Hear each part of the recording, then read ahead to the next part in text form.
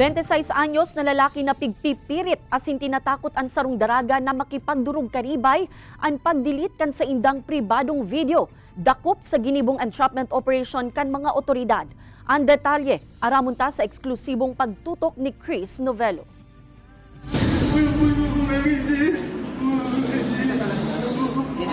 Dainali kayang maging emosyonal kan lalaking inibantang pigpupusasan kan mga otoridad.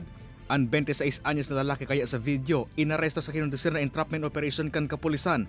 Huli sa reklamong sextortion kan sarong 19 anyos sa daraga. Pigpipirit kaya kan sospek ang biktima na makipagdurog sa iya, karibay ang pagdilit kan sa indang pribadong video. Si acquainted sinda sa kada saro.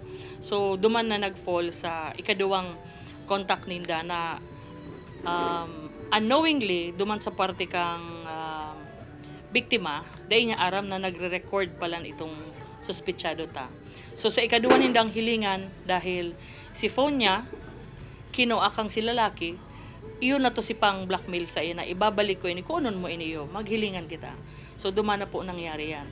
Tulos man na nagkondusir ning operasyon ang mga otoridad na nagresulta sa pagkakadakop sa sospek sa loob kan sarong hotel sa Naga City.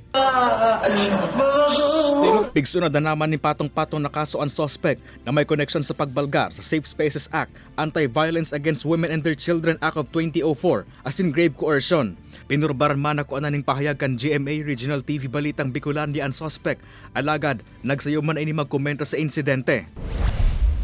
Mientras tanto sa probinsya ng Camarines Norte, basado sa Talaacan Provincial Anti-Cybercrime Unit, nagpakol na sa 97 cybercrime cases ang nairehistro kan taong 2023.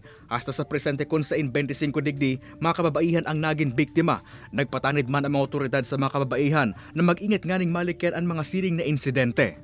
Kung kayo po ay biktima o may mga napapansin na insidente na pananamantala gamit ang social media at internet, patuloy po ang aming kampanya laban sa mga uri ng cyber-related crimes. Kaibanan si Carlo Abonita, Chris Novello, Balitang Bicolandia.